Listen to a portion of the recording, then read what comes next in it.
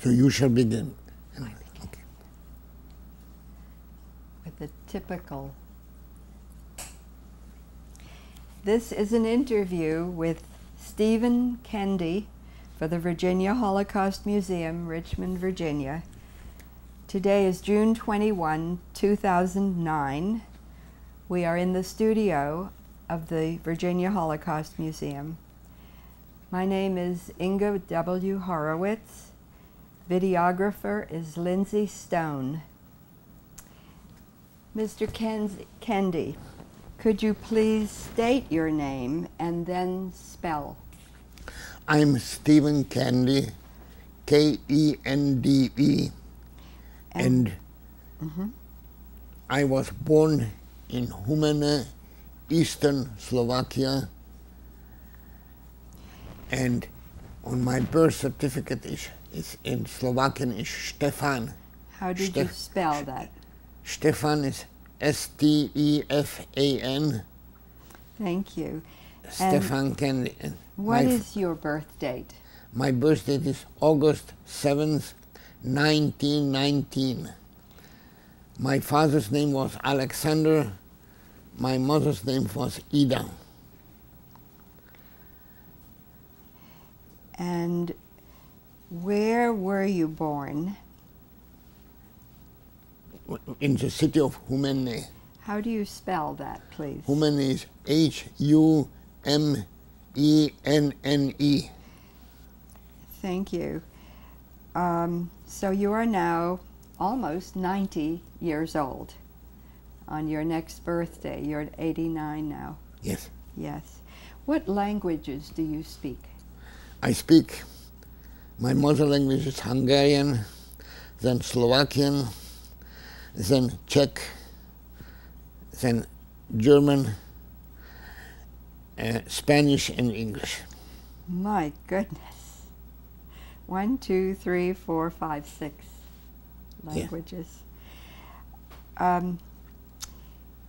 Where were you living before, I think of the Holocaust? Yeah. When do you think of the Holocaust beginning? Was it the the Holocaust beginning, I was living in Prague. In Prague. Prague, Praha 2, Štěpánská ulice 57, that was the address. The address? Yes. Palác Lucerna. And I was living with my brother, my oldest brother, Dr. Adalbert Kende, Wojciech Kende. He was good, he had a medical ordinations. He was a physician. Physician, and I was living with him and his wife and a daughter, and later on with my mother came also. Back to your parents for just a minute. Your father, what was his occupation? He was, by the old Austro-Hungarian monarchy, he was employed as he was a judge and executor. It was a different way at that time how they made the jurisdiction. So he was a judge and an executor. What does executor mean? That he could take anybody's house and lean it and whatever. It was a different way. He could carry out the judgment? Yes. Today they need 25 people. He did it by himself alone.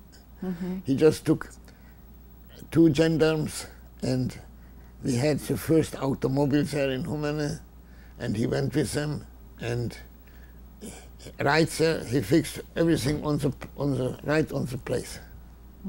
It was a different way of justice like today. Interesting. Did your mother have an education or occupation? No. It was just home. And brothers and sisters, we will see pictures later. How many you had? Oh, surviving 7, but then... You were a family of 7, including 7, you? Including 7 children. 7 children. When we look at the pictures and talk about them later, Tell me, what was your own education? My own education, I went to a Hungarian elementary school, to a Russian elementary school, to a Hungarian middle school, then to a German Realgymnasium.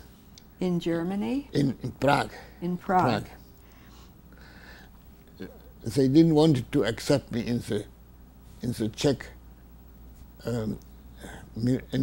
gymnasium, so my brother said, okay, so they accept you in the German, and you shall learn another language, and Czech you in Prague you shall learn by yourself anyhow.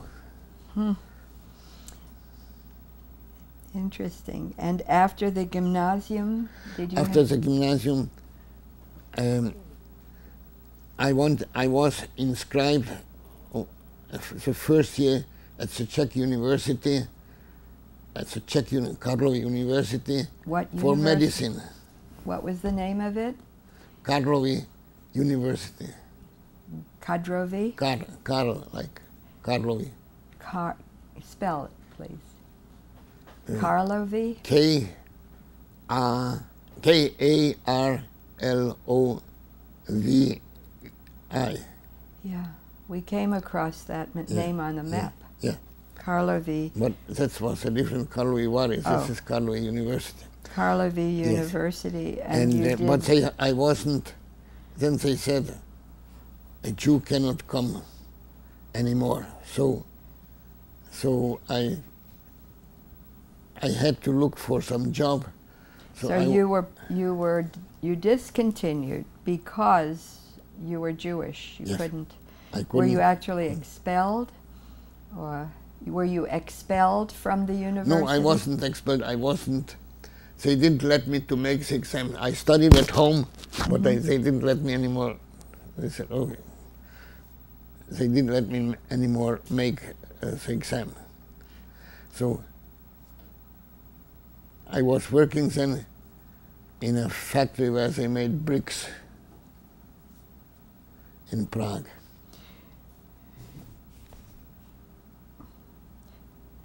And that's what you were doing?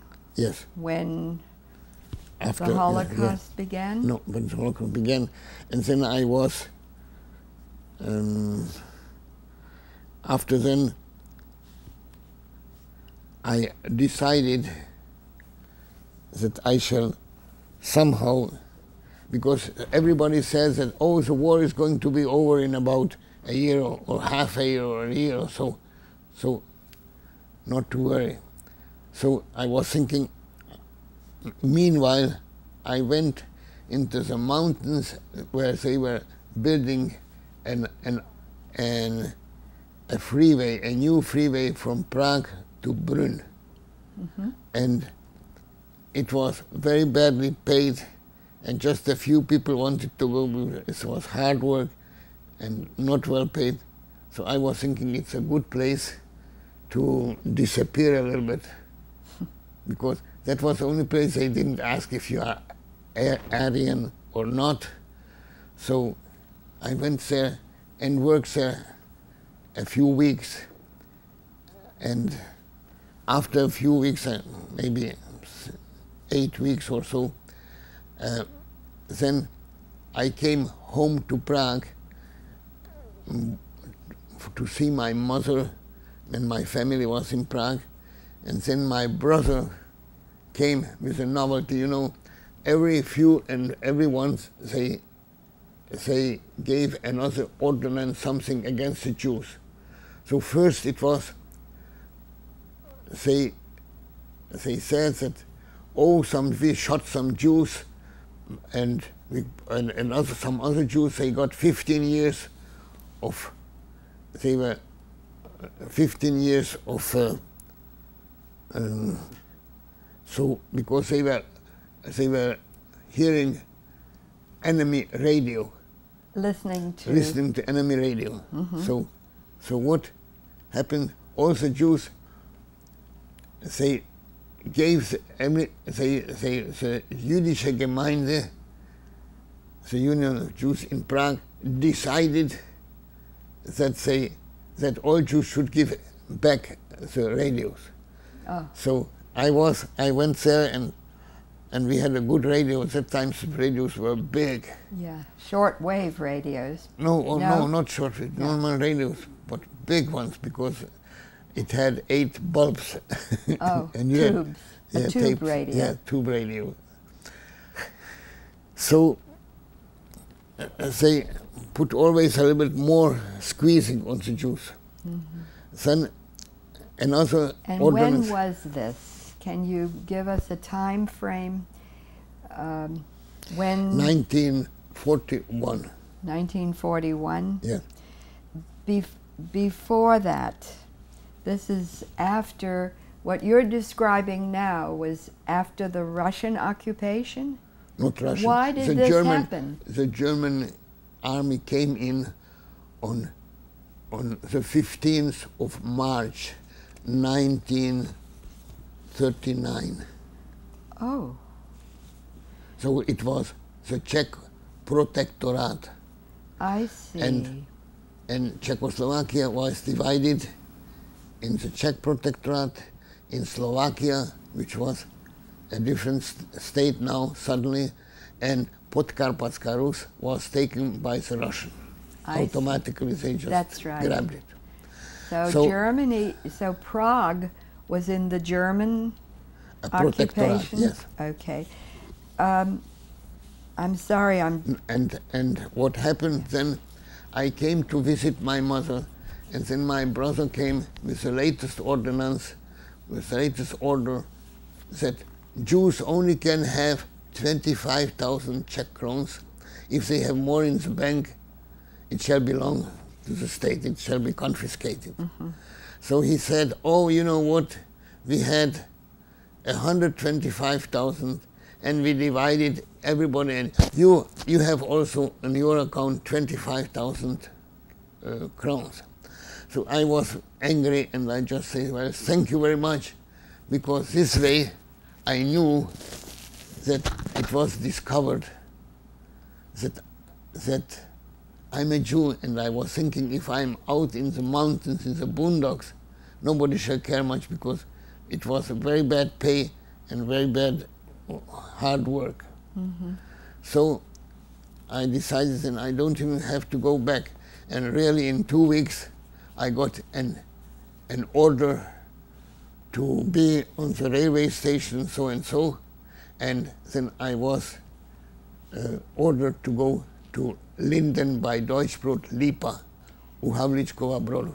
And they sent you this order when you were in the mountains or in Prague? In Prague. In the mountains they didn't know my address or anything about me, but they sent it to Prague. And how did they know you were there? Because my brother put on my name the money. The money. Oh, I see. So let's not go to Linden yet. Okay. I know that was your first internment. Yes. Yes. Before we get to that, I wanted to ask you, before the war, when you were with your family, with your brother living in Prague, or even earlier at home, did being a Jew have a religious significance for your family? Were they observant Jews? In Prague, Czech Jews are not very observant. We went sometimes. We don't. On the high holidays, usually we went to the synagogue. Were you living in a Jewish community? Did you associate with Jews? You're only, or we had were you Jewish friends and everything. But you also had other friends. Yes. Yes. Your family, your father. Yes. He was well. Not my father was dead already. Oh, when did your father die? When I was 10 years old. Oh, okay. So that was 1929. Yes. Was that when your mother moved to Prague? No, later. Later. Okay. So when you were in schools, in elementary school and the schooling that you described, you had all kinds of friends, not Yes. just Jewish friends. Yeah, all kinds of friends. Did you experience anti-Semitism then? No, None. none. In the Czechoslovakian Republic there was no anti-Semitism. So when did the anti-Semitism begin? After Germany made the protectorate and they paid people to denounce Jews. They paid them to denounce Jews. Yeah. And they gave them like jobs or so. Mm-hmm. So at that time you were 20 when this happened in Yes. 1939. Yeah. And you were living in Prague then. Yes. What, I understand the government changed and in a ghetto? In a ghetto? Not in a ghetto, no. I was in Terezin in a ghetto, but no.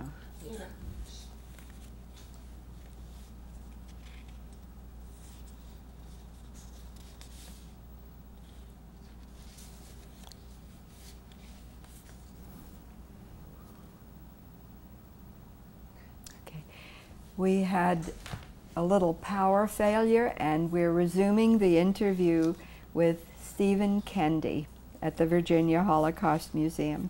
Mr. Kende, you were describing the Nazi occupation and you were living in Prague at the time. And then in October 1941 I got an order to go to the Linden bei Deutschbrot or Landwirtschaftliches Umschulungslager, which was a camp in Bohemia, Lipa, u Havlíčkova Brodu, between the city of Havlíčkov Brod and Humpolec. It was on a railway station. So I went on a train with many others from Prague with a small stuff and with a small what? Small truck, a small suitcase. Suitcase, yes. Mm-hmm. And were the others Jews? Everybody was Jews, yes. They were all Jews. All Jews, yes. And how is it that they found you? Please just explain that. They found me, what I presume, because my brother put the 25,000 Czech crowns on my name. He divided everybody, so everybody was then there with the address and name. Yeah. So I arrived in Linden by Deutschbrot, Lipa, and I was there 2 years. Now, from the name of it, Umschulungslager, yes. My knowledge of German tells me this is a place for re-education. Re-education, yes. But that was only the official title. In really, it was that the families of the SS and officers and so on, they got some good quality butter, milk products, and everything from the land. But we were 300 people in this camp, what we were producing. So there was a dairy farm? There was a dairy, so we had, I was working with the cows in the dairy farm, and there were oxen, it was a big ranch which belonged to an engineer Kraus, some Jewish people, which was taken from them, and then it was converted to this camp. Do you know how to spell the name of the Kraus? Kraus. How do you spell? Krauss. They were the owner. So were they living there then? Did you know them? No, I didn't know them. They put them, I don't know where, maybe a camp, concentration camp or something. They just took it, confiscated. But then after the year, one of them survived. Yes? Yes, after the war. And you met him? No, I didn't meet him. I just you knew. I read about it. At this moment, I'm going to just point out, this is Humedi, where Mr. Kende was born. Humeni, yes. Humeni. Yeah, yes. East Slovakia. East Slovakia. And here is Prague, where he was living at the time of the German occupation. And he took the train from Prague to Havlíčkův Brod. Yes, where this camp, this farm. From Havlíčkův Brod, a small train came to Linden, Lipa, yes. Linden by Deutschbrod. And what was your life like there? Were you well fed and treated? No, but it was like a preparation, so to say, for a real concentration camp. It was hard work. I had to get up every day at 5 o'clock and go. I was then taken to the Landwirtschaft, to the stables. So mm-hmm. I was a stable worker with the cows. We had about 32 or so cows, and we had to attend them. And your living conditions? Where did you sleep? Where did they? Well, we were two, one each above. We called it coverlets. Bunk beds? Bunk bed, yes. Mm-hmm. Specially built for this purpose, for these 300? Yes, yes. And your rations? We had always potatoes, 2 years long, with some thing, but it was 95% potatoes. Yes. We weren't so hungry, but then we got some packages from Prague, a little bit from the family, and so it was a little bit better. Mm-hmm. And you could write to your family? Yes, but it had to be in German and only postcards, that we are okay, that we are fine. Yes, those postcards were everywhere, ubiquitous, the camps. Yeah, we always had to say that we are fine and everything is good. Mm-hmm. And you were there for 2 years? For 2 years, yeah. What happened then? After 2 years, the camp was slowly liquidated, and we went most everybody to Terezin. Theresienstadt. These were all men? Yes, all men. All men. Uh-huh. All men. Okay. And only between the ages of 19 to about 35 years. Yeah. So from there we were workers. Workers. And in Terezin, I worked then again in Landwirtschaft, in the agriculture, again in the stables. In Terezin? In Terezin, yes. And when I worked there, so my boss, who was Hauptscharführer Lederer, one day we had always every day an appel. Appel. Appel, that was when everybody came and we were standing. So one day he decided, he came one day and said, Kende, you shall be responsible for the Ochsenstall. Mm-hmm. For the oxen. Yes. Mm-hmm. So, well, I said, jawohl, that's it. Okay. So next day, I'm getting to the people and said, hey, and he told me, and you can take 4 good workers, because it's hard. You can take 4 workers with you for you. So you choose yourself. Okay. So the next day, I'm coming there and said, I'm supposed to be the responsible for oxen stall. So they looked at me and they said, we never had any oxen, we never had any oxen stall. So I didn't know what to do. I was confused. So the next day I got there again. Nobody knew anything. So they never had any oxen there. So I didn't know what to do. So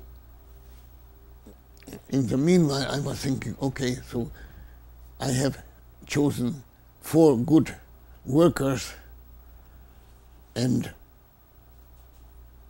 so I was thinking, in the meanwhile, we had a very lousy, we were in the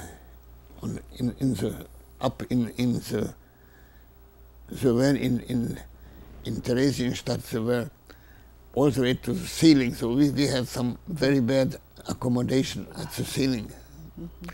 So I said, you know what, we shall make ourselves a room. So I said, I shall try something. So I went, there was an office, a building's office. A what office? Building, so like they had some... administration? No, the building, no, to build... Materials for building. Yeah, materials for building. Uh-huh. So I went to this office and... With your strong men? I was a strong man at that time. And I went the men who were with you that you had chosen? They were even stronger and taller than me.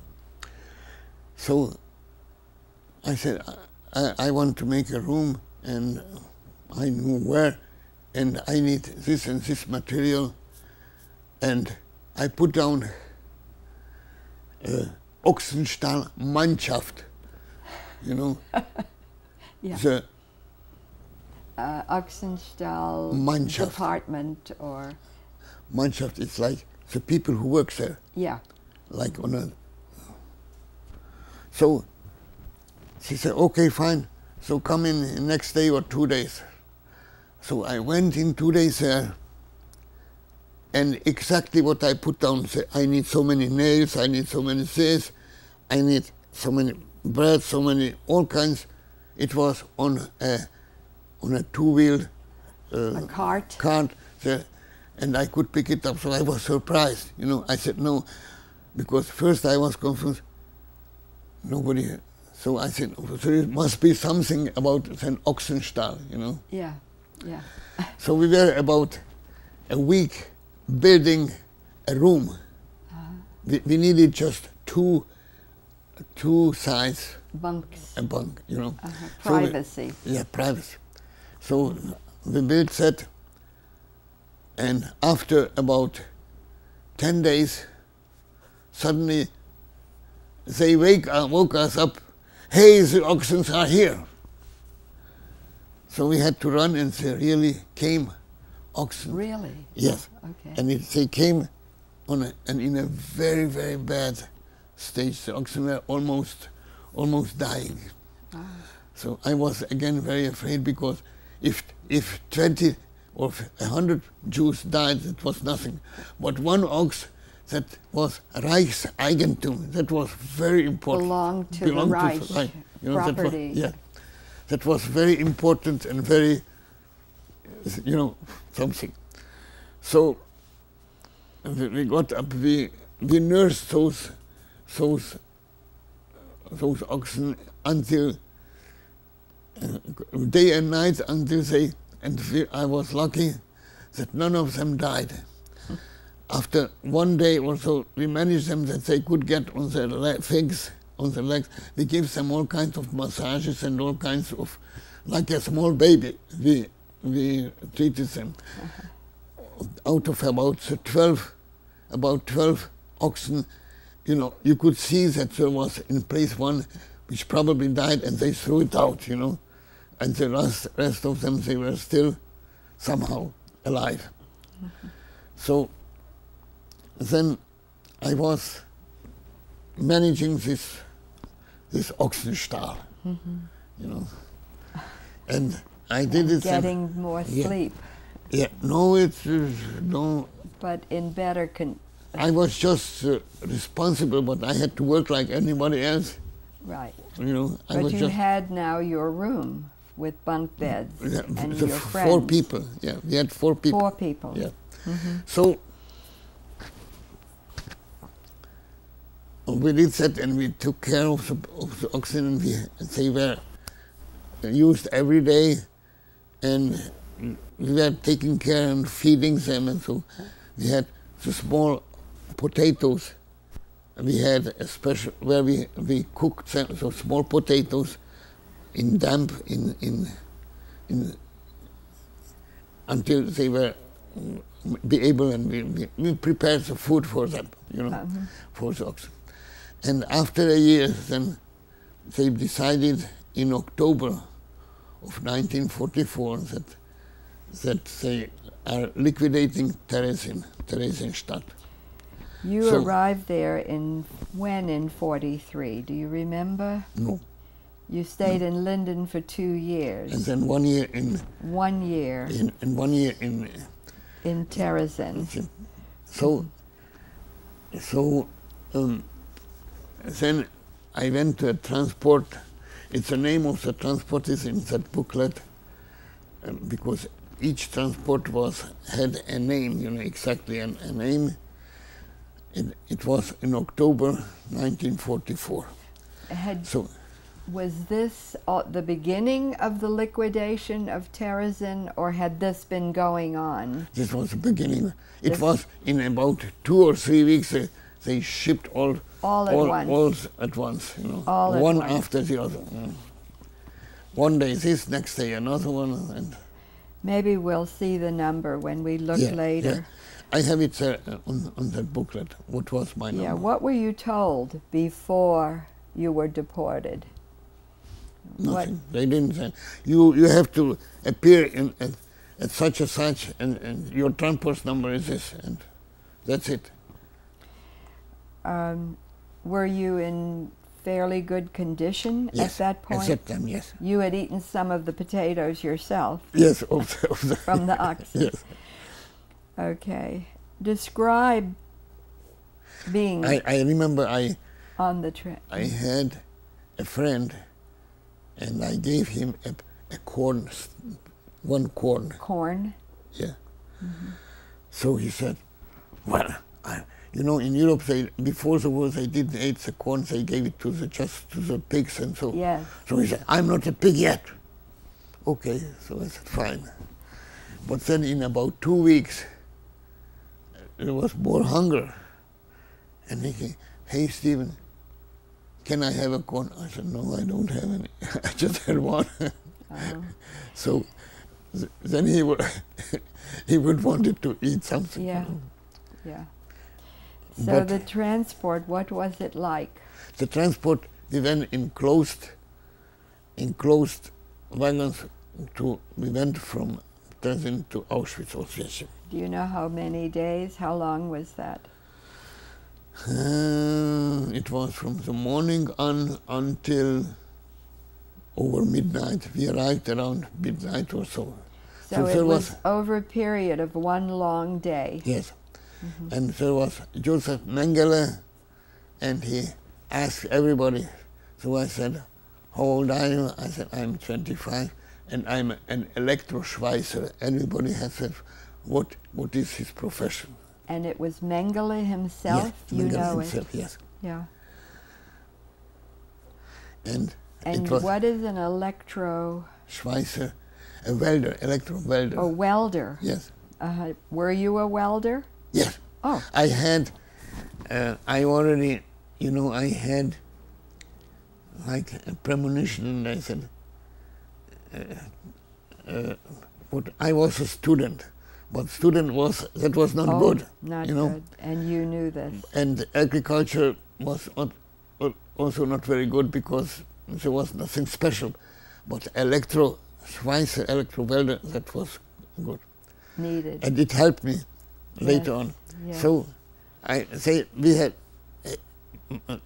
one row to one side and the other one, but you didn't know what was the difference between one or the second row.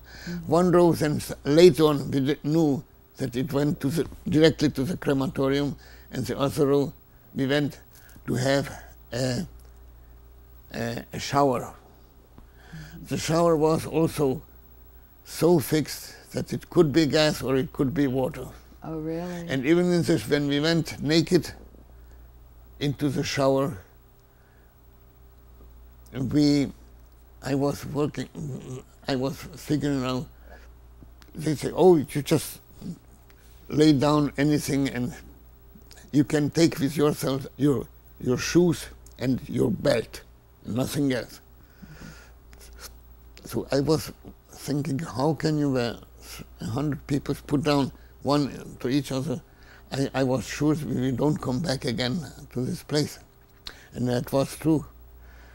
So after we were lucky, it came real out water, but even so, there were some spies or something. They took one or two. They said, oh, they were not strong enough, so they took some one away, and maybe they sent them also to the crematorium. So after you were in the shower, yes, several when we got without any. When you were naked. Naked, yeah, when we were naked. So they came some and so after the shower we didn't have anything how to. Were you only men? Only men, yes. So we had to go outside to get dry somehow, but it was night, it was cold. So the next day we waited. The next day came from the kitchen, the chef from the kitchen, and she said, how in the hell did you come in? I don't have anything for you today until tomorrow. So we had to wait practically the second day until we didn't eat anything. After the second day, finally, we got a soup. It was frozen potatoes and frozen, what you got on the field, something green. And it was so ugly that we had to be real hungry, had to be, in order to eat the junk, you know. Did you get clothes after the shower? Yeah, we got some uniforms. Uniforms. Yeah. And we got some uniforms, and instead of socks, the socks we had made out of talis. Talis is prayer shawls. Yes, the prayer shawl. Out of these prayer shawls, they made so it was kind of. You made the socks? No. We were given. We could take a pair of socks. You could see they had been prayer shawls. Yes, they had been made out of prayer shawls, talis. So then we went to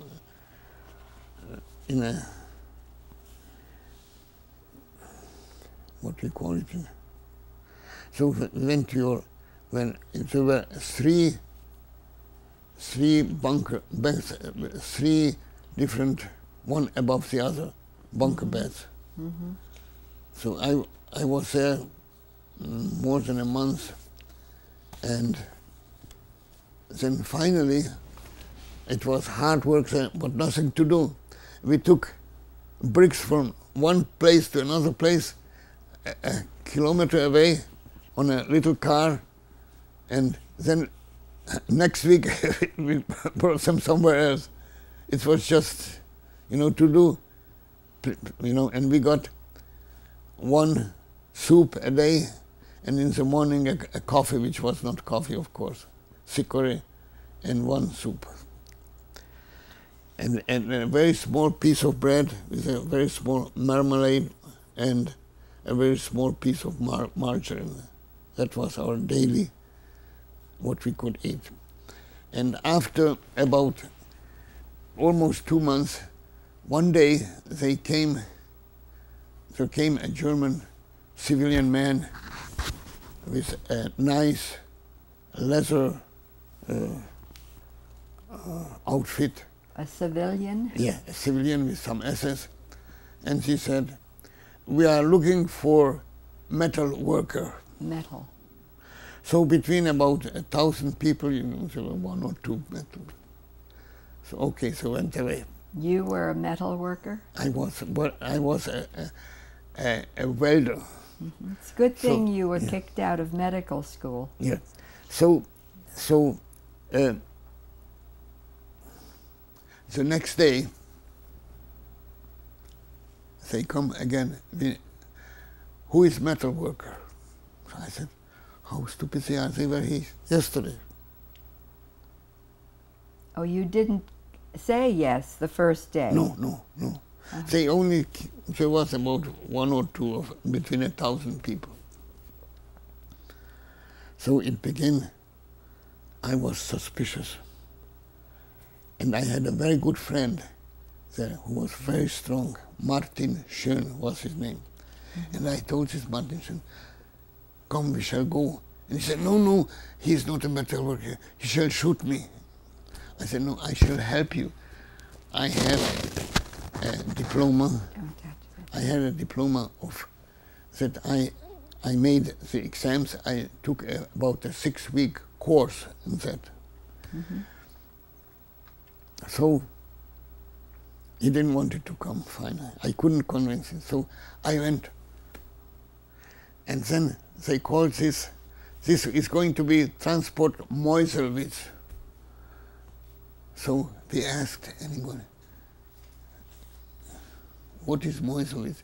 Because we were suspicious, because we had also transported, and they called Siegfried and all kinds of names, and it came out that it was always a mine not far from there. A mine. And a coal mine. Uh-huh.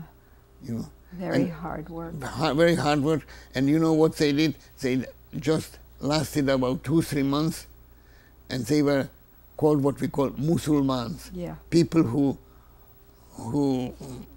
couldn't even stand up. You know. They worked them to death. Completely worked out. So then one of the guys said, oh, I know a place, Meuselwitz, but that's far away, near Leipzig. That we knew already when we went on the train. In Auschwitz?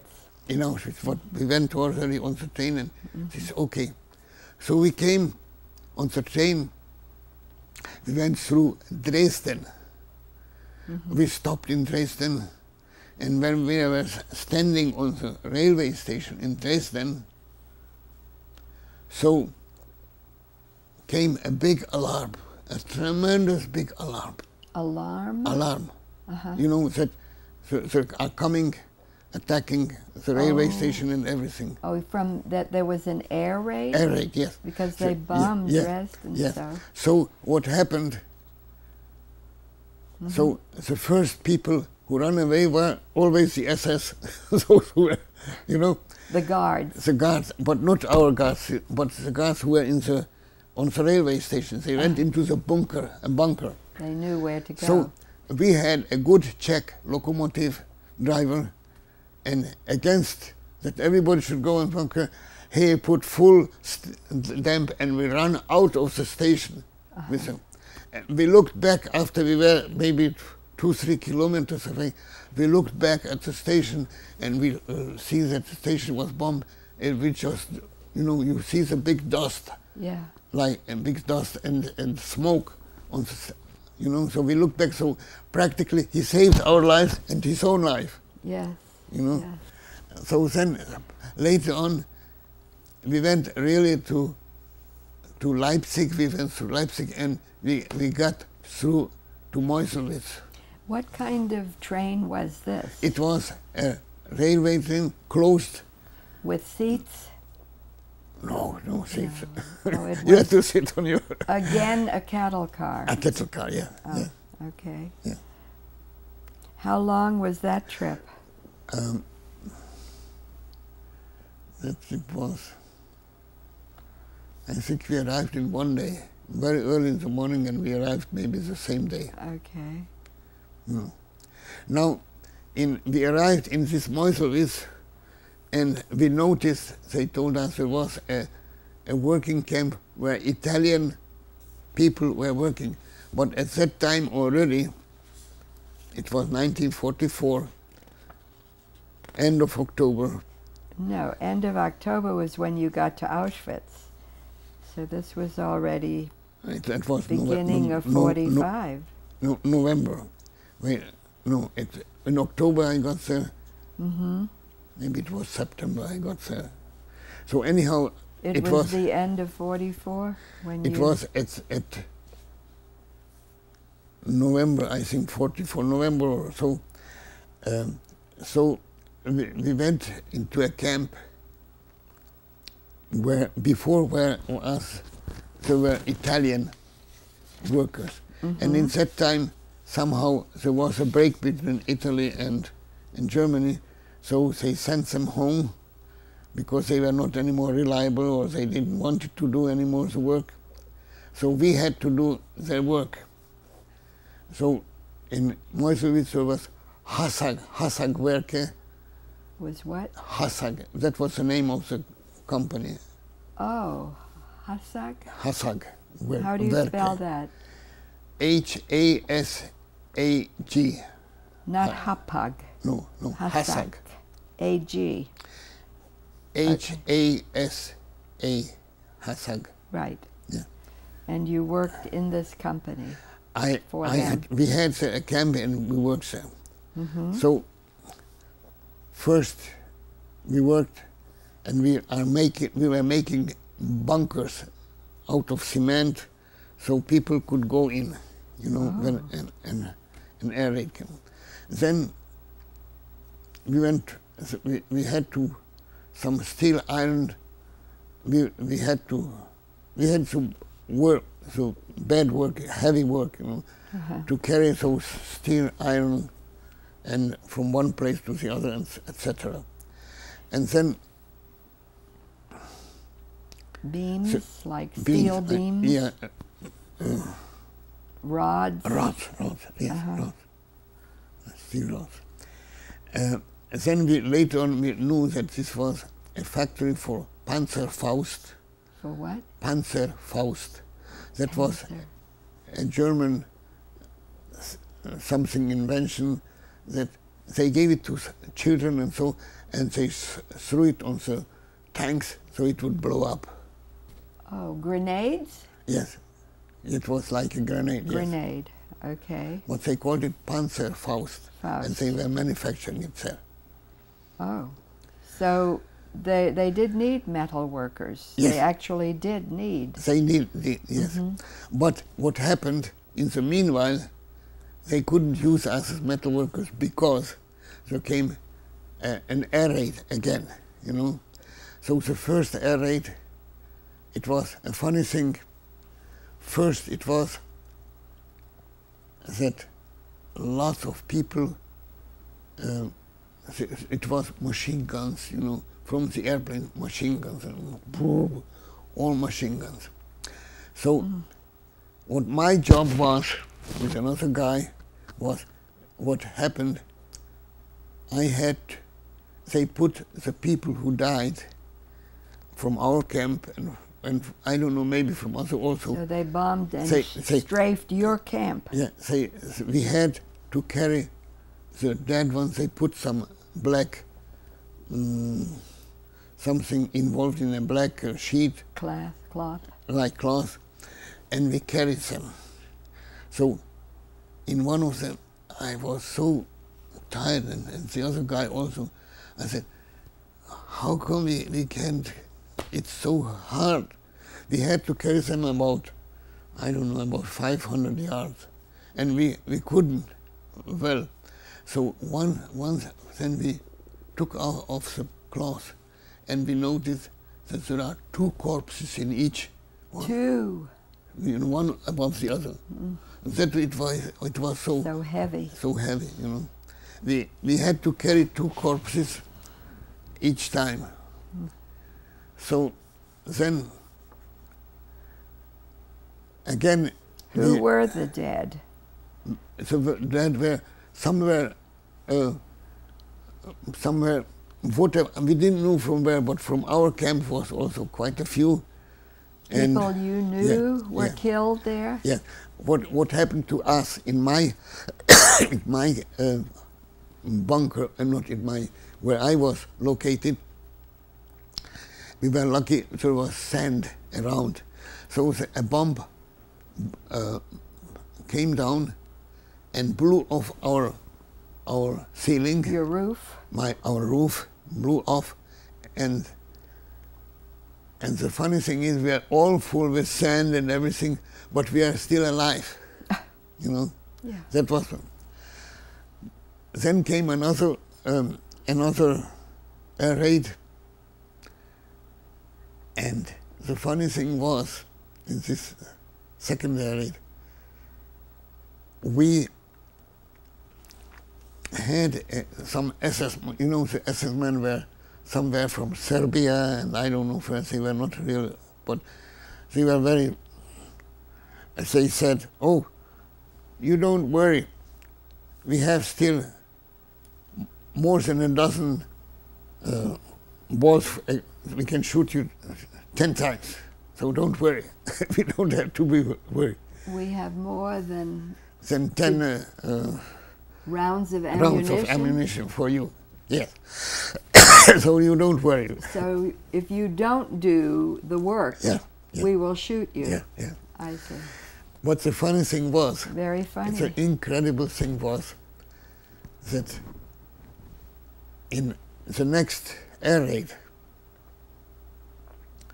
this guy was in the old bunkers. The old bunkers had only one outlet. They had a big, huge iron door. You mean the barracks? No, the bunker where when there came an air raid, the Germans and the SS went into the bunker. They went into the bunker. And we were only without bunker. Yeah. But what happened, at that time, they also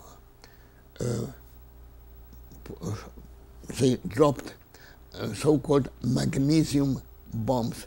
They were smaller than the regular one, but what they did, they fall down, and then slowly they begin to be red, hot, and then blue, and then white. Finally, they were so white that you couldn't see them. It made your eyes. You couldn't. It blinded you. It blinded you. Is that right? And when it was so hot, for instance, that big iron door on the bunker. On the bunker, it not melted, but it warped. Warped, yes, it warped, and they couldn't open it. So all the people, they were all dead. So the funny thing is that we had to, the same guy who told us a few days ago, you know, we had to, with a shovel, we had to take him out, and instead of, he was 200 pounds. He was like, when you dry out meat, it's like, how you call skeleton? No. No, what you chew and you got... Chewed out meat? Yeah. Chewed up meat? He was absolutely dehydrated, and he had only one boot on, and the same guy we had to take out of the dirt. You finally broke into the bunker. Yeah. So how long did that take until you could get that bunker open? Oh, we didn't open. Yeah, we opened them finally, but you know, if we were 50 people, we could somehow. We entered them in another. We could. I don't know how. Don't remember how we opened it anymore because it was. But from outside you could open it, you know, with bars and so. Yeah. So. Were then they after- dead? Were they dead Everybody inside? was dead, yes. Everybody was dead. You know. So after that, my job was to, the bombs, there were lots of bombs which did not explode. If the bombs didn't fall vertically down, they didn't explode. So we had to go and screw out the Zündung, you know, and that was our Defuse the bomb. Defuse the bomb, yes. And after we defuse the bomb, we put it on a, it was big, some of them up to 250 pounds. And so we put it on a small Cart or a small dolly? cart, yes, yes, on a small cart, and we pulled it to a lake which was in somewhere in the middle of the city, a lake. So we put them into the water, yeah, you know, but diffused. And the city was, what city? Meuselwitz. Meuselwitz. Yeah, yeah. Was a camp and a city? No, Or- the camp was on one side of the city somehow, where the factory was. You know.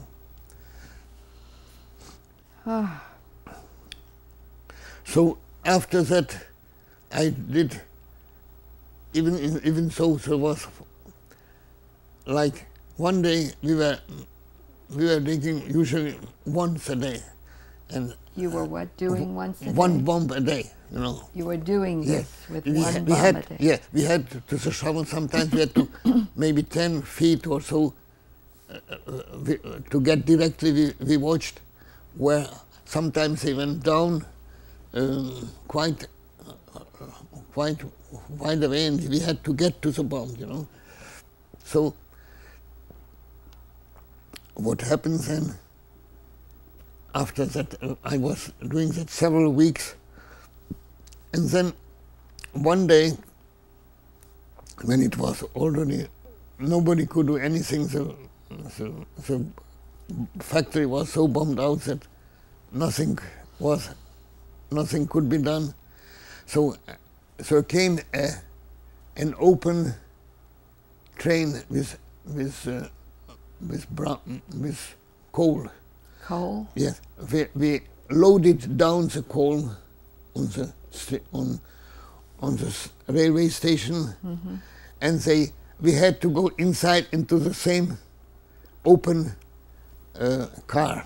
Where the coal had been? Yeah, where the coal had been. Yeah. So we went in that same car, and we went then from here, from Meuselwitz, all the way down somewhere.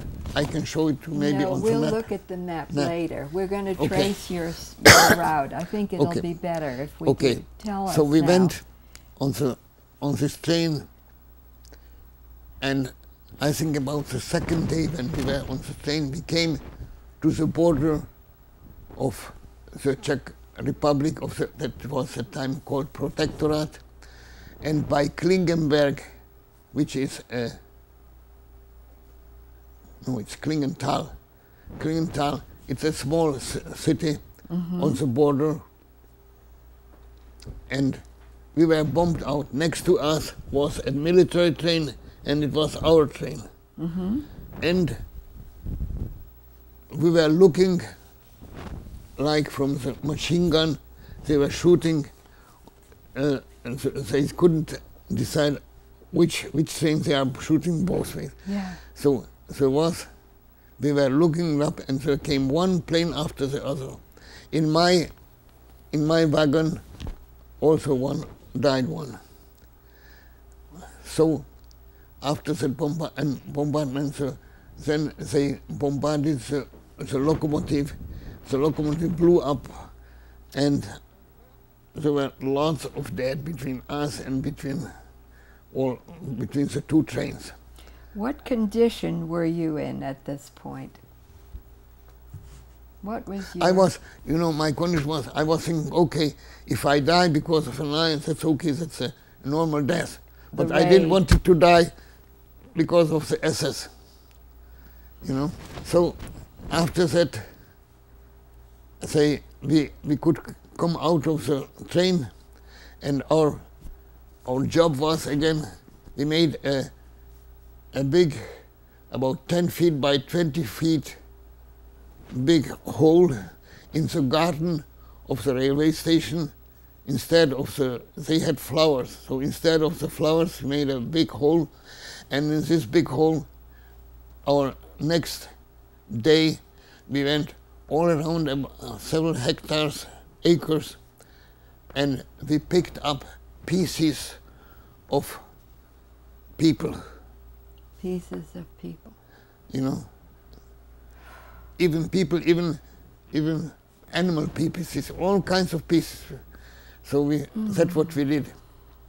What did you do with it? We threw you it buried them in the hole. in the hole. Mass yes, grave. Yes, mass grave. Yes. What was your physical condition at that time? I was still a little bit strong. I was still okay. You were still okay. Yeah. You were getting food still. No, we didn't get food there. Do you remember? We had, when we left, I think we had a little bit food. We got each one a piece of bread and margarine and something. During all this bombing in Moselwich, there was some food. There was some food, yes. But now, I don't know, we didn't have about, no. So we begin, so after we put all the pieces, we begin to march.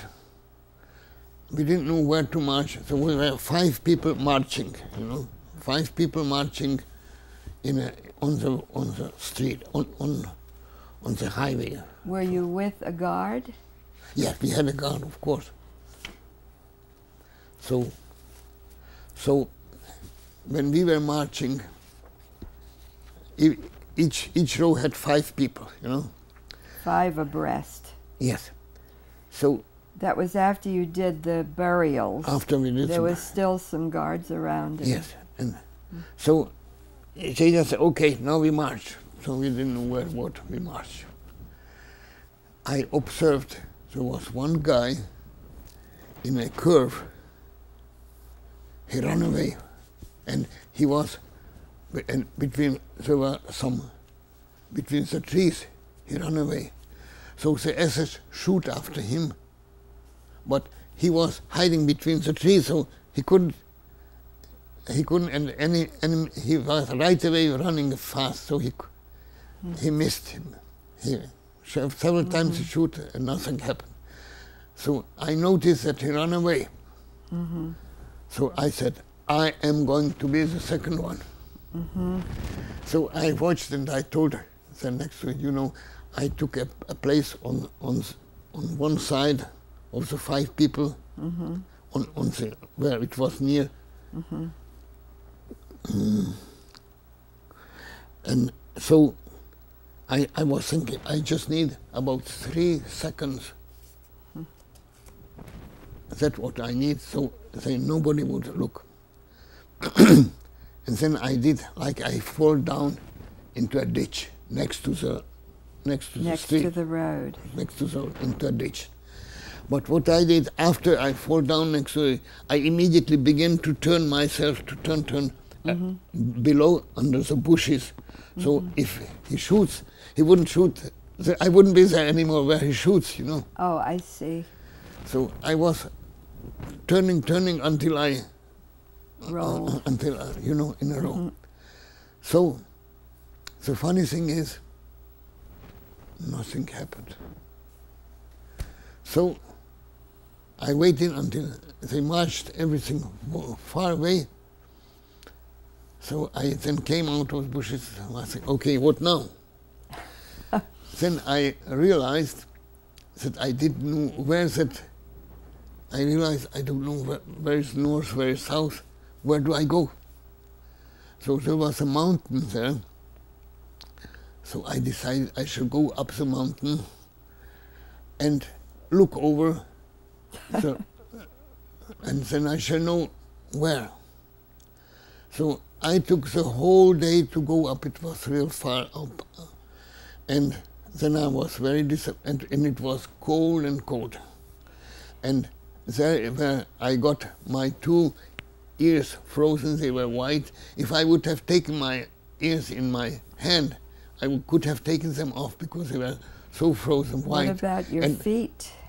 And I was like dancing all night long because I couldn't sleep. So, and my nose got also white in front. So at that time, I already it was about second or third day, I haven't eaten anything. All I could find was some frozen vegetable, not good anything. So after the second day, I was real hungry, I was real frozen, and then I am smelling something like a goulash. You smelled goulash? Goulash, a Hungarian goulash. So I was thinking maybe I'm just fantasizing, imagining. So I could know it comes from this and this direction. So I went into the direction, I came down to the direction, and finally I see directly they were washing the big thing where the soldiers, they have their food. How we call it? The big out of where they prepare the food. A large vessel they were cooking? Yes. How you call it? Out in the open? They were washing it already, you know. Oh, they were cleaning it. Cleaning it. What do you call it? I don't know. Okay. Anyhow. A vat? A vat, yeah, like a huge vat. Vat. So then I was listening from upstairs and... So you came upon a camp? Yes, a camp. What kind of soldiers? So that what so what happened, I didn't know what or where I am. And I noticed the chef and I was listening, they talked Hungarian. So I knew Hungarian perfectly, so I was surprised. So I came down and I said, "Hey, how are you coming?" And in Hungarian, because they speak Hungarian.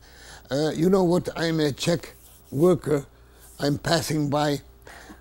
Could you be so kind? So didn't you have the leftover of that good smelling goulash?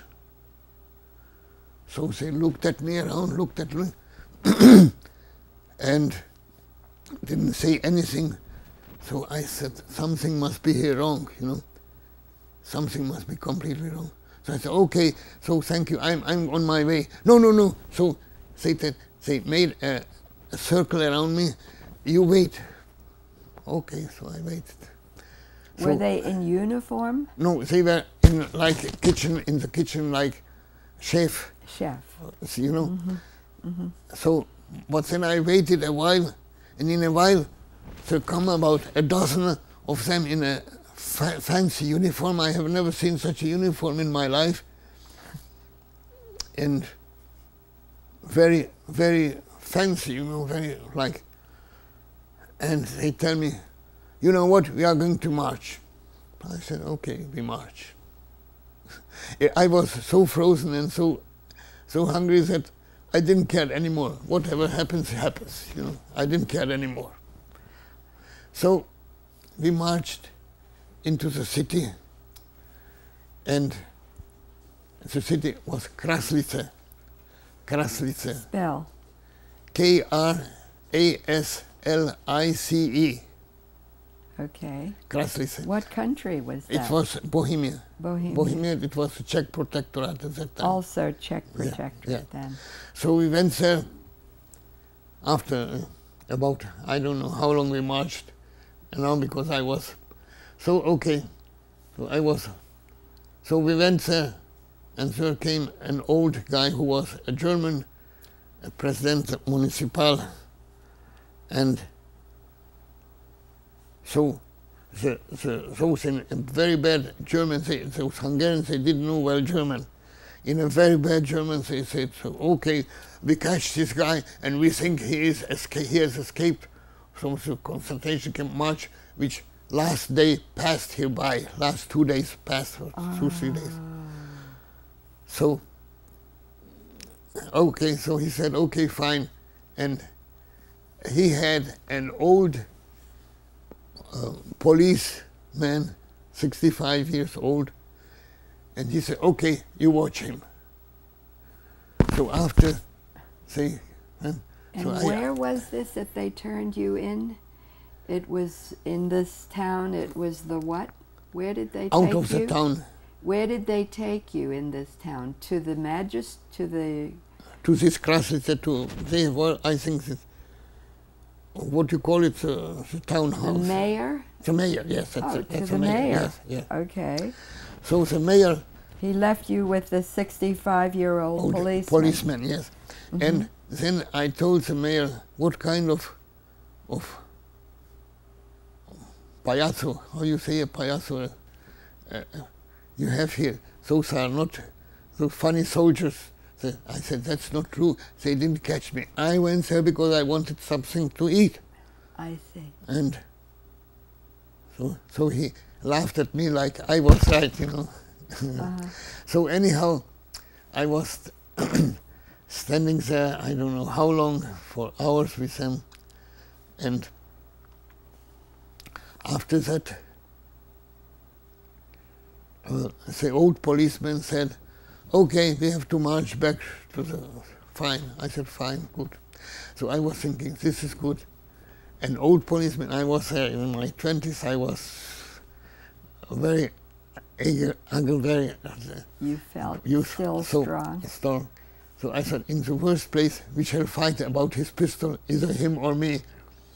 So we shall... I have a chance, you know, I was thinking.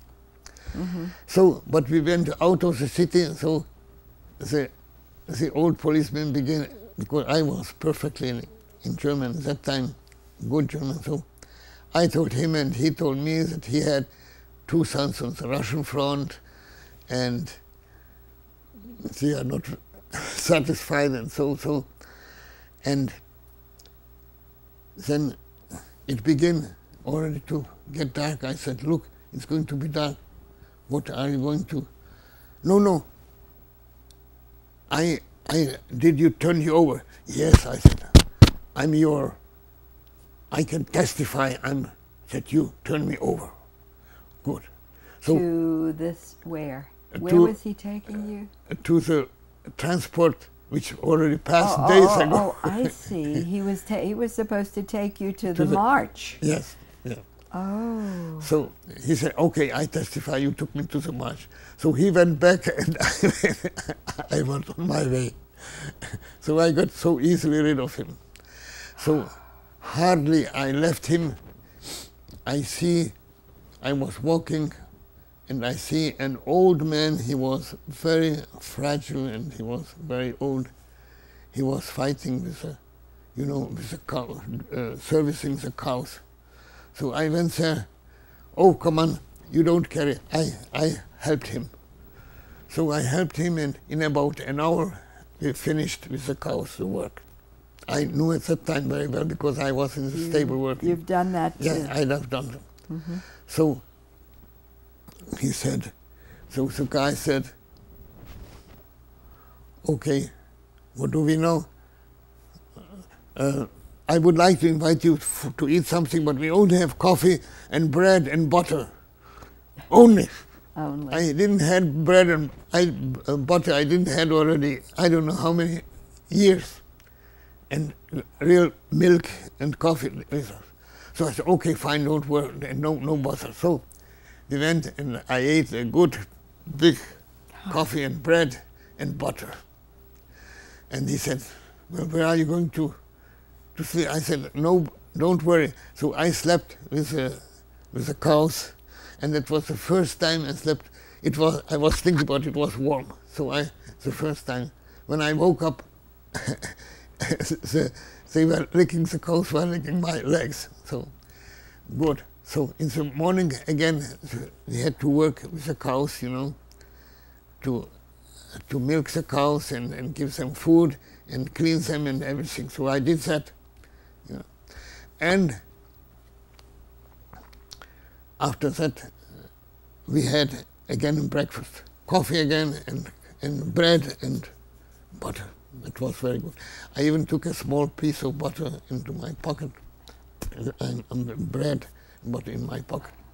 Good. What was the weather like at this point? Do you remember? It was cold. It was a little bit still cold. cold, Yeah. so probably, all right. So after that, we had, because it had early, we had to service early the cows, and I helped the man was very, very fragile, so I helped him. He was I was fragile.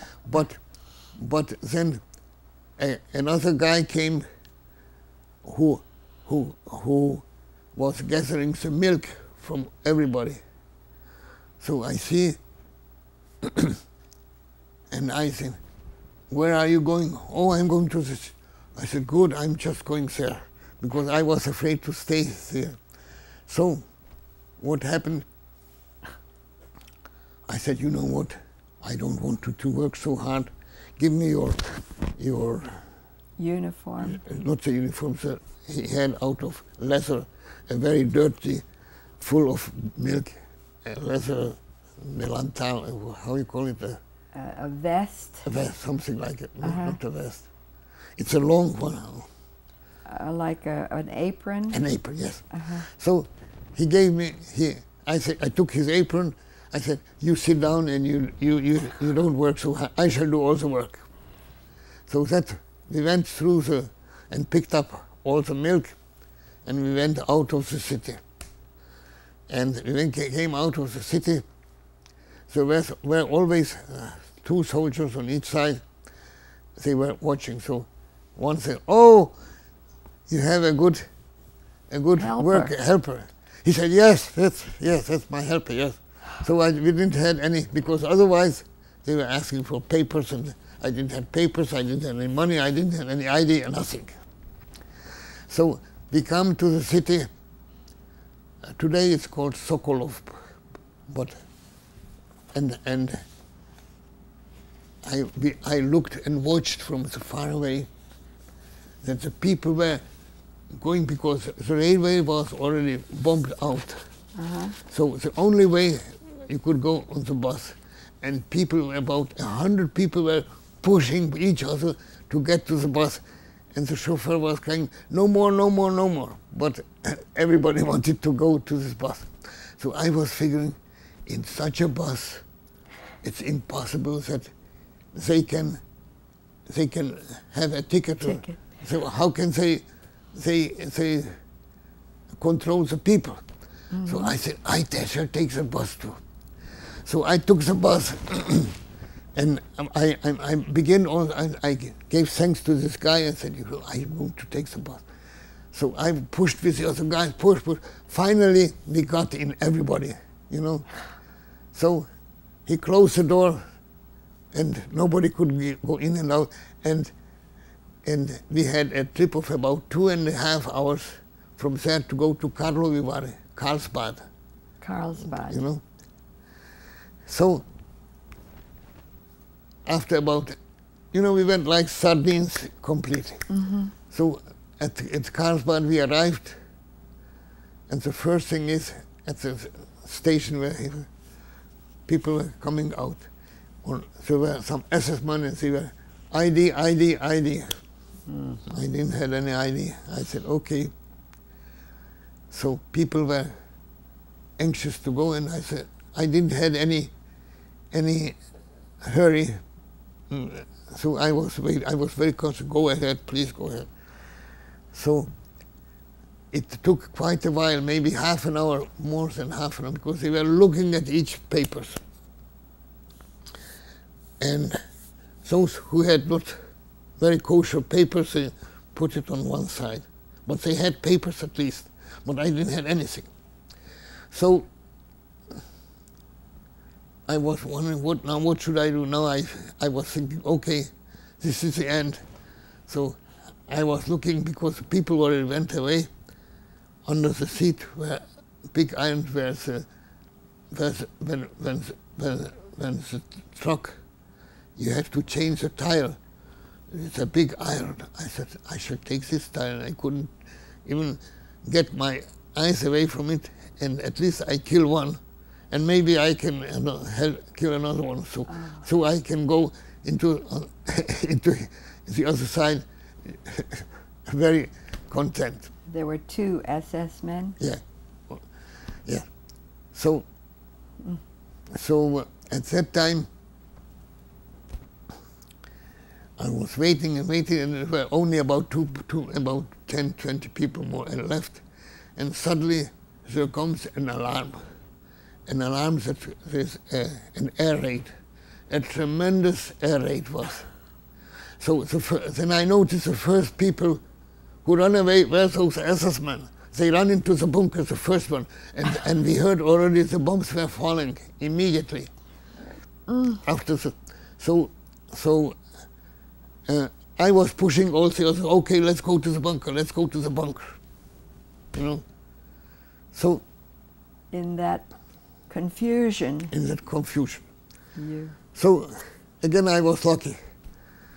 So after about in the bunker I was very satisfied. Gee, I saved my life and everything. You went into the bunker too, yes, with the SS men? No, the SS men went in a better bunker. Maybe. But I was in one of the bunkers. You found. And so I took out my bread and butter, and I was very lucky I could eat, and I was very happy. Even a very high German soldier came in and, hey, young guy, I'm not afraid. I said, no, we have it every day. I'm already accustomed. So he looked at me. Then after about 3/4 of an hour or so, it was over. So the alarm came that it's now over. So we began to come out, and there were a few young guys. So in the bridge, they were looking at us, Germans, but they were soldiers, not SS soldiers. And they said, please, you come here. And so said, you know what, our magazine is burning. We have to load up some interior clothing. So you have to help us. Okay, that's fine. So we go about 3 younger guys, Czech guys, and we loaded up a truckload of interior, that, how you call this, like this? Undershirts? Yes, undershirts and so we did it in a half an hour or less, So the guy says, the soldier says, oh, we don't have any money, we can't pay you, but you can have here one whole.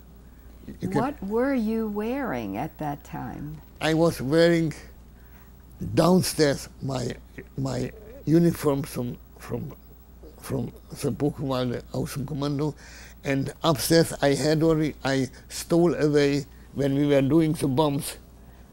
They were like a jean and blue jean, blue coverall. Coverall. So I had coverall and blue jean, and down I had because it was very cold. Yeah. So Müslewitsch, when you say Buchenwald now, was a subcamp of Buchenwald. Yes. So I had the uniform and the jeans. So we loaded him up, and I said, good, because my real underwear was very dirty, black. I'm sure. So I said, it shall come good. So I go just a few, 1 block, and I see that the market was also burning. So I came to the to the fireman, and I was grabbing a hose, and like I'm helping, I'm helping, because they could use a lot of help. When I was helping, I found a can which had some meat, but because it was half burned, I couldn't read if it was meat for men or it was dog meat, I guess, So anyhow, I put a warm can into my pocket, and slowly, as I came, slowly I went away. And again, I just go about the block, and then a lady comes, oh, young man, please, could you help me?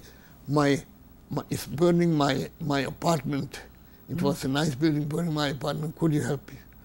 So I ran up the steps, and she said, what you can save, please throw me down.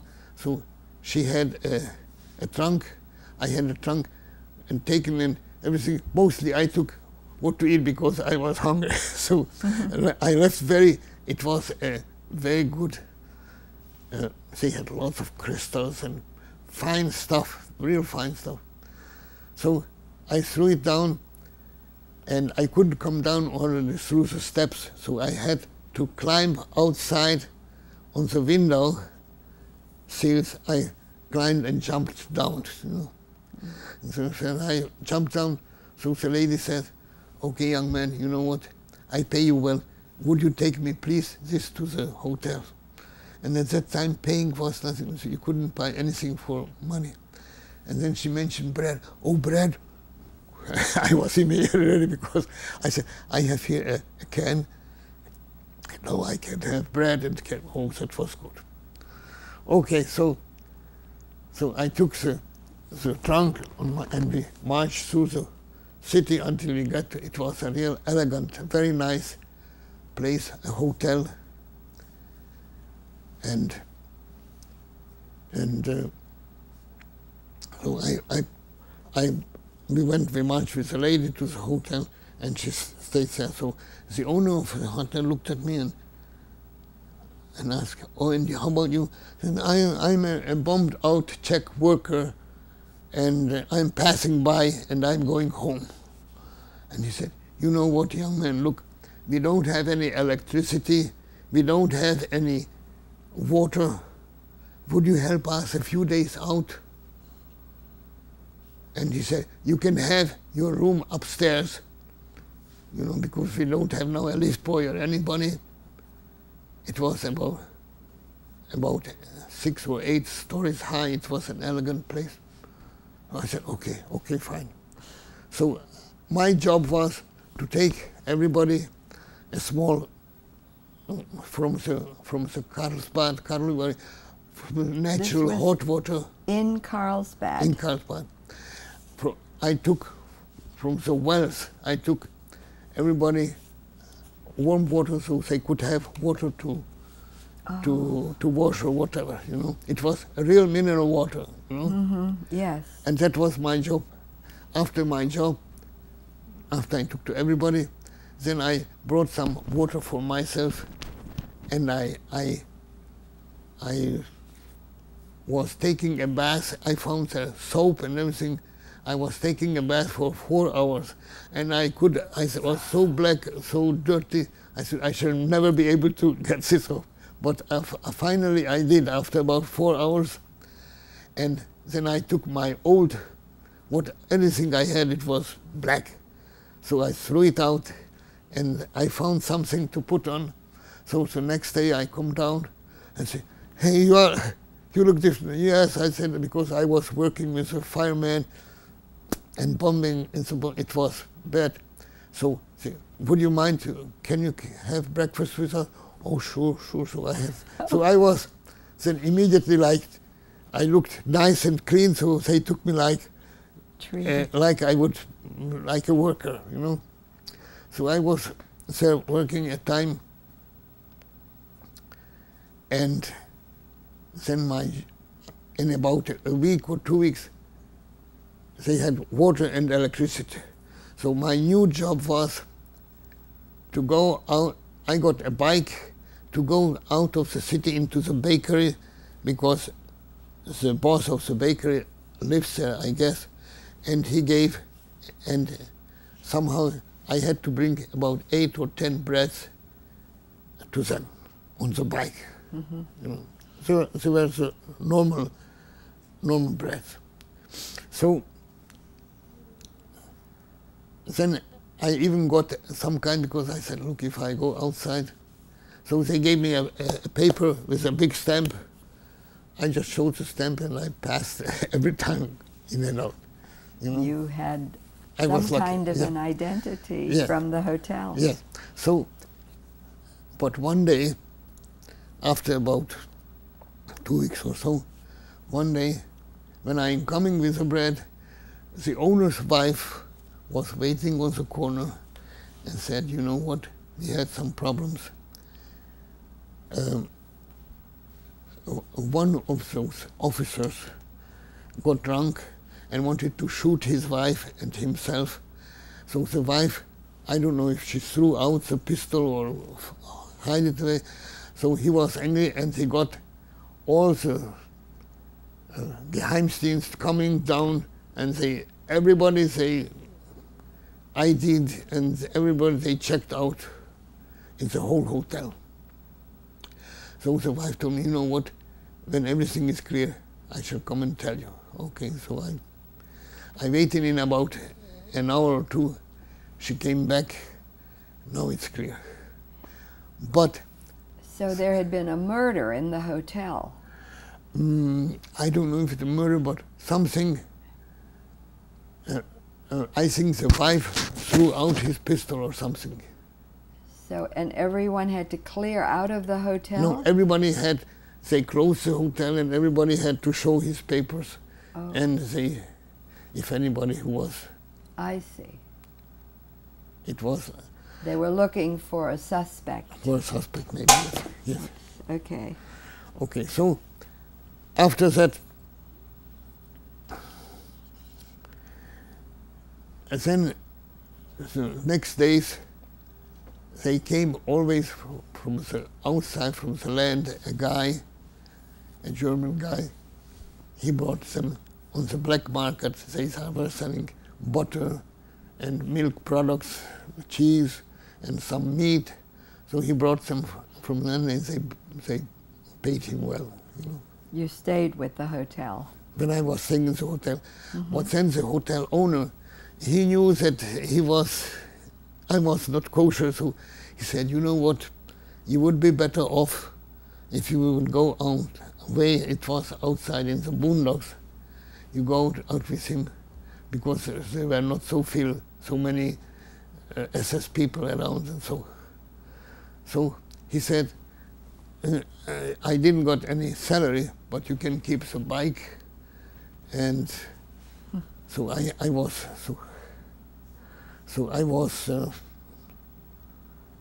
like, I went with him, with a guy, you know. And then I went to Puschwitz. Where? Puschwitz, that was out in the boondocks. We pedaled, I don't know, about 5 hours or what. And spell that. Puschwitz is. Did you stay there? Yes. Okay, what is it spelled? Puschwitz.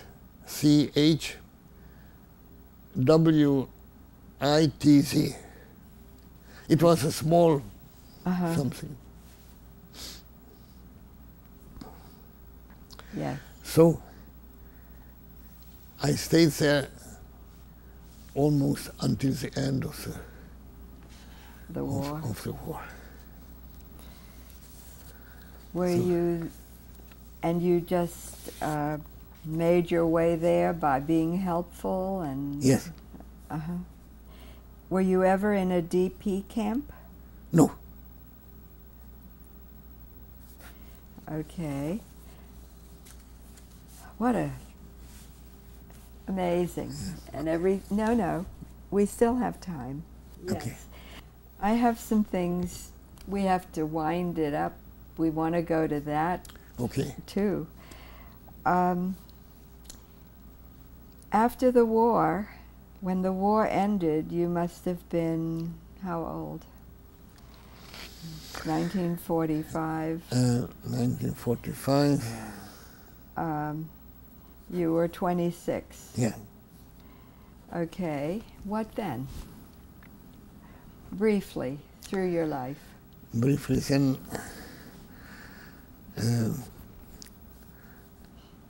after the war, I came to Prague. I was looking for my brother. I was looking in that place where we used to live, in Palác Lucerna. There were different people. Everything was painted different furniture, everything was different. So I asked if they knew anything about my family. Nobody knew anything. So then I was offered a good job, a tremendously good job, because they recognized that they told me if I want to be like the second guy in the Ministry of Interior, big. So the guy said, you shall have 1,200 people under your... Oh my goodness. So he said, so I said, you know what, I prefer, to go, I want to see, because I don't have anybody in my family, I would like to go to see my sisters in Mexico City, and then I shall come back. He said, no, you are stupid, they hit you on your head. How come you can refuse such an offer? I said, you know what, I never had so many people under my... I was only working in agriculture, so I don't know anything about it. So he said, okay, you are, I can't help you. So, so I got then as a representative of the Czechoslovakian bijouterie. Bijouterie is not real jewels, it's bijouterie, it's fake jewels. Fake? Fake jewels. No, half stones, half real. I'm not following you. You went to see someone who was... No, I was a representative. I got to be the representative of the whole industry for the Czechoslovakian republics. So I got... You did take that job? No, that this was job. Another job. No. This is this job? This is this job, yes. Okay. I didn't took the job, The big one. job, the first one. Mm-hmm.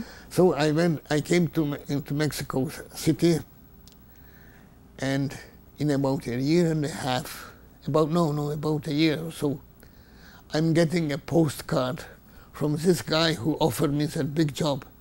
And he said, I am in a refugee camp in Austria, and I was able to save my hide, and please send me a package so and so. The same guy who told me that somebody must have hit me on my head because I didn't do the job. Yeah. So that's what things happened. I'm not sure that I really followed that, but... Can you imagine that? I got from... Why did he end up in a camp? This was because after the war. Yeah, because communists came in. Communists. And they did a completely different... Oh, if you had taken that job... I would have been in a year and a half... In another camp, under the communists. In another camp, yes. Oh. So you went to Mexico City knowing two sisters were there? Yes. Okay. You found them? Yes.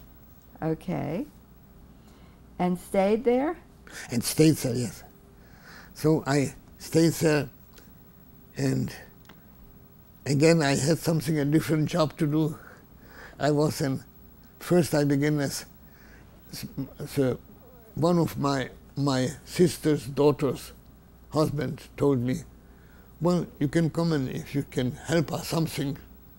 So I came and helped, and I had to learn Spanish, I had to learn the profession, I had to learn everything, but I slowly in half a year or so I did. And what did you learn? What I learned? What did you learn? What did you do?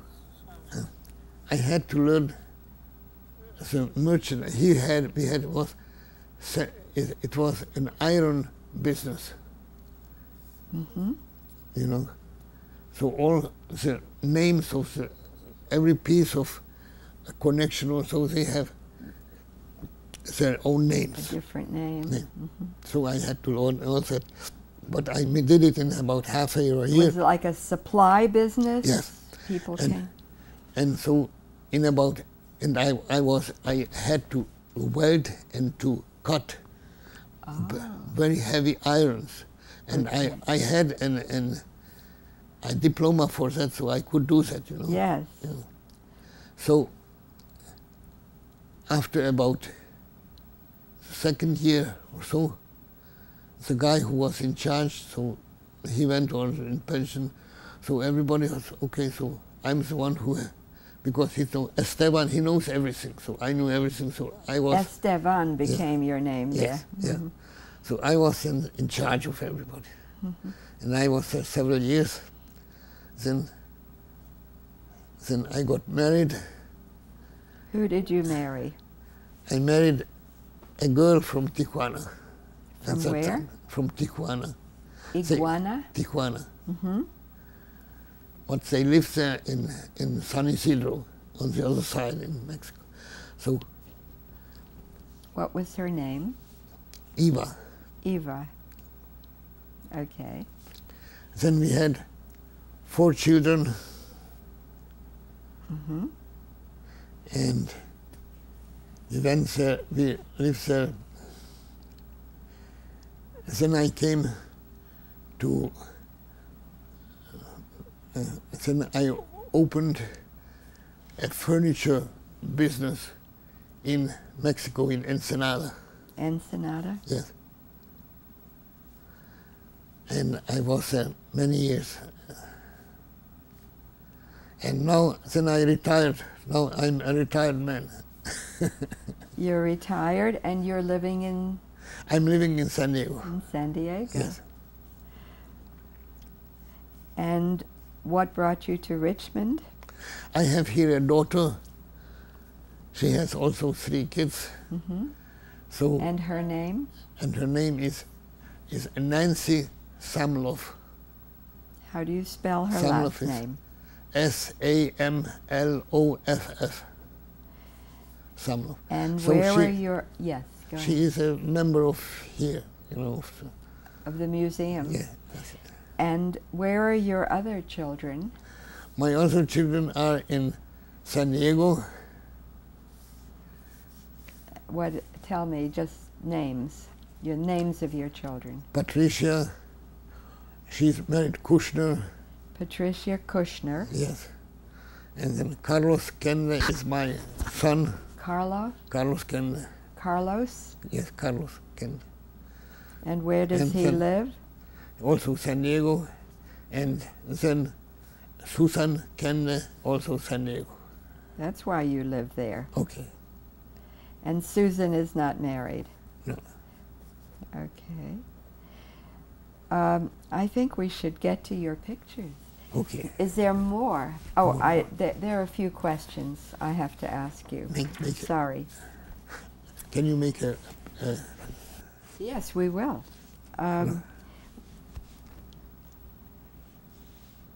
Did you tell others about your wartime experiences at first? I didn't, because it's not... When did you begin telling them? Not long ago. And why? Because I was thinking it's nothing, it's sad because I lost 9 members of my family. So it's more sad than I was just, let's say, lucky, very, very lucky, because many times it was a question of seconds if I lose my life or not. Indeed. Yeah. Amazing story. Do you ever have nightmares? No. No. I try to accommodate myself so that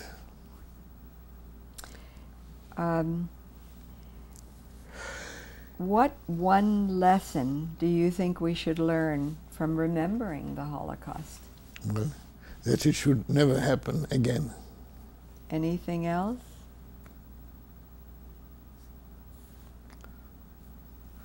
To do anything to prevent it. Everything is what you mean. Yes. To do everything to prevent it. What can we do? It's very hard to figure out. Maybe I think that in time, automatically, somehow it shall be solved, that problem. You're hopeful? Yes, I hope. Mm-hmm. How do you answer people who say it never happened? How well would Nobody told me yet it never happened, but you couldn't have in anything more. Well, like here, you can, in this book, you can see the my 9 family members who we'll I look lost. at that. Do you see dangers here in America today? Not really, have you? No. No.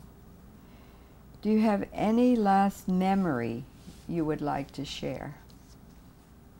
You've shared so many. I shared a lot of so. them. Let's look at the pictures. Okay. And the map. I think first the map. Okay, first the map. Yeah.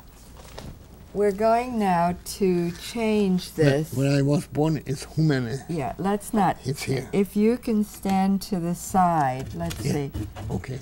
Not to block it. Okay. Is this all right for the camera? Is okay. This is where you were born. Yes. Then you lived in Prague. Yes. And this is the Czech Republic. Yeah. And here is this Havlíčkův Brod, where I was 2 years. The first camp. First camp. From Then from there here to Terezin. To, well, Auschwitz. But No, first to Terezin is on the other side of the map. Okay. It's, Terezin, it's beyond Prague over here. Yes. It's From where Terezin, your finger is approximately. And from Terezin then to Auschwitz. To Auschwitz. Oswiecim. That and covers a lot of... Yes. I can't imagine And one then from day. Auschwitz we went through Dresden, where we were bombed out. We went then to this Meuselwitz. Yeah, all right, here, actually here, we found, you have it? Yeah. Okay. Let's put it over just a minute.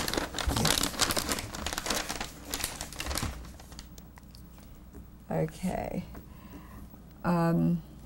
So here, This is now Germany. yes, Here we have Terezin. yes, Prague is here, yeah, Terezin is and here. Terezin is here. So we came from Auschwitz, from Oswiecim, and I think this is Meuselwitz, no? No, this is Buchenwald. Buchenwald.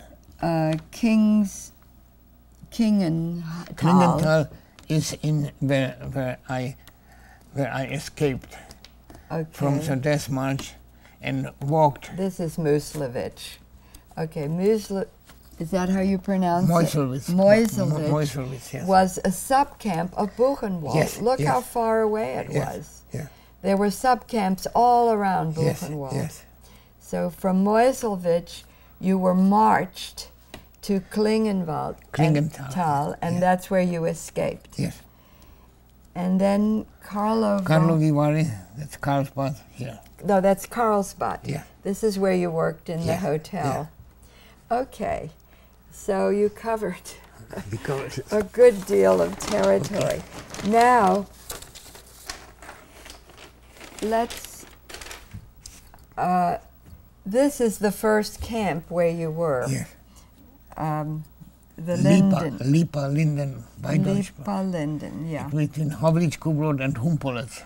Here's a railway where it goes. This is a very blown up version. And now I would like you to show us your family. Okay, let's just take this down too. Okay? You can put it on the chair. Yeah. On page 1, and we have to be very still and don't cover it. Okay. In fact, I'm going to place these here. This is here my brother. He was a Tokai wine producer. And it says here, He was Kende Geza. He was born 1907, went in 1943 in Oswiecim, and he went directly to the crematorium. In Auschwitz. In Auschwitz. Okay, the second page here, this page. Yes. This is my brother, Dr. Wojciech Kende. We lived here together with him. This is his wife and his daughter. This is the brother you lived with in Prague. Yes. Okay, we'll get to this later. Yes. Okay. No, leave it. We'll pick it up. Can't leave it, can we? No. Okay. And this is my family picture. This is here the doctor. This is here Geza. This is another brother who managed to come out. And this is myself. This is my brother's wife. The doctor's wife. The doctor, my mother and her daughter. And the doctor's daughter. Okay. Yes. Oh, I want to go. No. Oh, I see. Okay. Okay. All right, so here we have a picture with the names. I think this is important. It's the same picture, and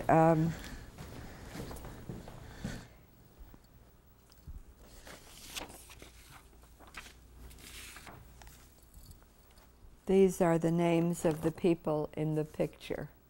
This is Stephen himself, Stefan, Andrew, Geza, I think, the oldest brother, his wife, his child, and the mother. And this is in Czech. I will finish this up for him. On this page, this is a page from a book about Theresienstadt, or Terezin, and those marked with red are members of his family who ultimately were killed. The only survivor, I hope I'm right, the only survivor he has here is Stefan himself. I hope I did justice to this. Okay, I'm sorry. So I explained the red marks here, and you being the only survivor. Out of 9, I lost 9 family members. Yes. Okay. And this page comes from this book. Terezinská pamětní kniha. Which you brought with you. Yeah. A 10-pound book. Yeah. It's a 10-pound book. Theresienstädter Gedenkbuch. Yes. I don't know how to thank you for coming here. Oh, I'm glad. You're really wonderful. You. And such a story. It is. It really is. So. Oh, I thank you and have a good time. Yes. And you are now going to Prague. Yes. On Tuesday. What do you expect to do in Prague? I shall come back. We are out of 1,100 people. There are only 3 more alive. So I'm one of the 3.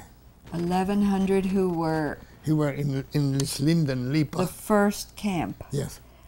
Where you worked with cows. Yes, yes.